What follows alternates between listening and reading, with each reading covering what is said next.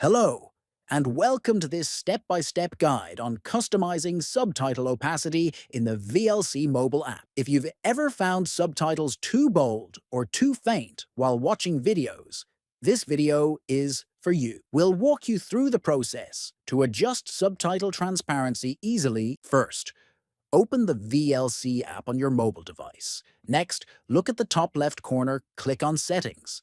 After that, scroll down until you find the Subtitles section. Inside the subtitle settings, find the opacity slider. You can now customize how transparent or solid your subtitles appear. Drag the slider to the right to increase subtitle opacity, making them more visible. Or drag it to the left to reduce the opacity if you want a lighter appearance.